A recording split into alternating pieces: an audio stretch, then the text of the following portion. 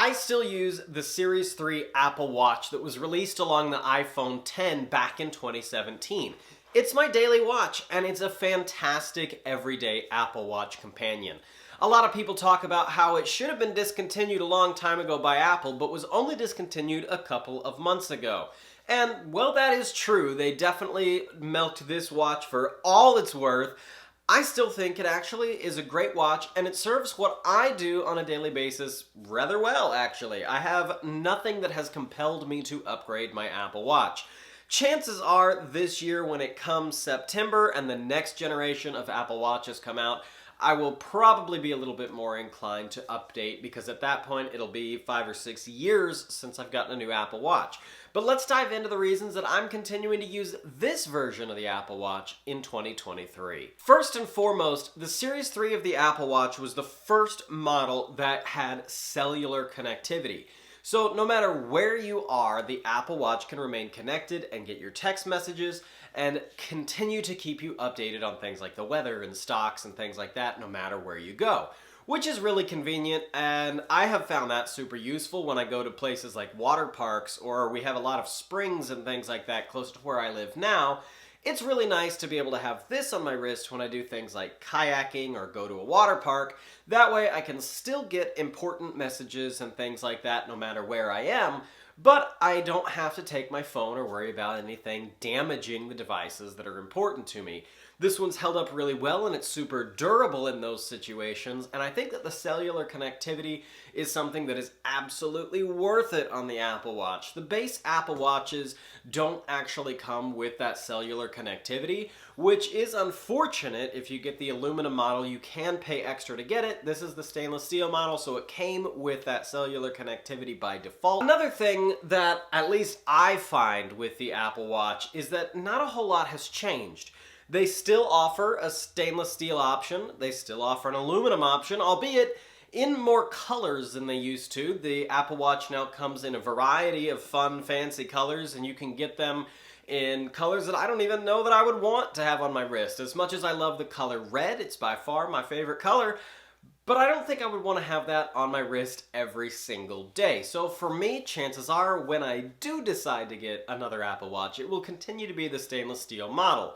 Yes, the Apple Watch does have a bigger display, but for a lot of the things, what I do on my Apple Watch are quick glances, reading a text when it comes in, turning on a workout when I get to the gym, or quickly paying for something when I reach an Apple Pay terminal. It's really nice to be able to just double-click that button, pull up my credit card, and tap it, and I don't think a bigger screen would make any difference on that. One of the main reasons when the Apple Watch first came out, I actually had the first generation aluminum Apple Watch. I got it the day it came out, and the reason that I got it was to be able to check my messages wherever I was. And I remember I was in high school at the time, being able to check text messages and things like that while I was in class, and that was super cool. And the same is true with this one.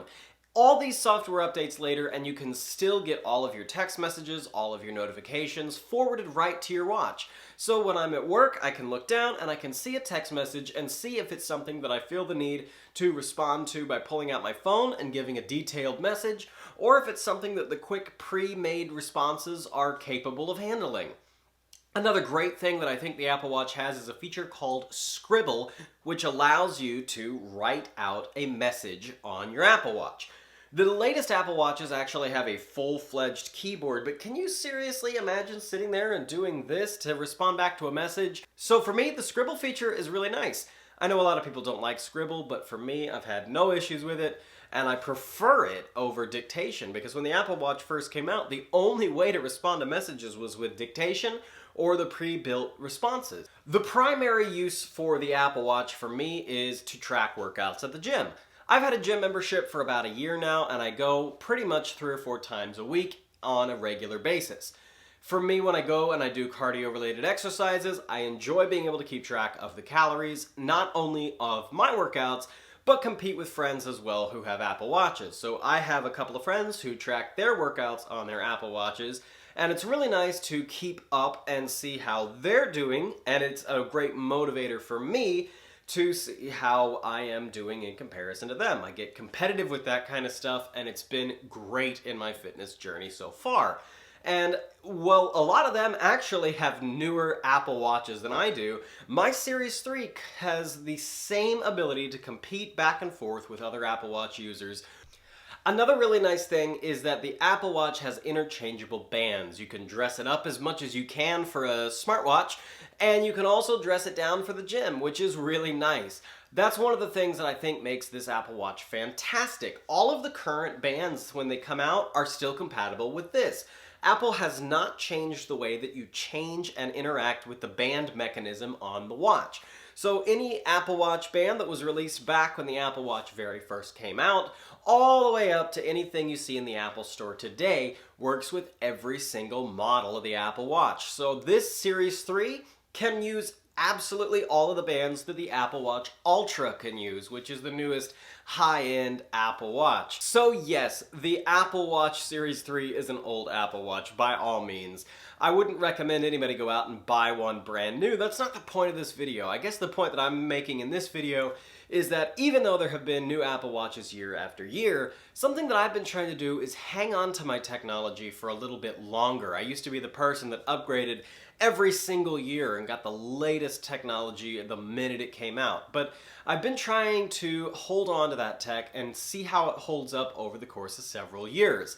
I do imagine that at the end of this year, in September of 2023, when they do release the next version of the Apple Watch, whatever they call it, Series 9, most likely, I will probably get the stainless steel Apple Watch this year. So that's my thoughts on the latest Apple Watch and why I don't have one, and why I'm still using this dated Series 3 Apple Watch, which I'm a big fan of. Overall, the design and the durability of this watch has held up over the test of time, and I think that's a testament to Apple Watches, not only from the past, but of the present too, that when you buy an Apple Watch, even if you go ahead and blow the money and get the more expensive stainless steel or ultra models, that they will hold up over time, and that is money that you can spend knowing that it's not going to just break over the course of a couple of years, or that software updates will cripple it to the point that it's unable to be utilized long term.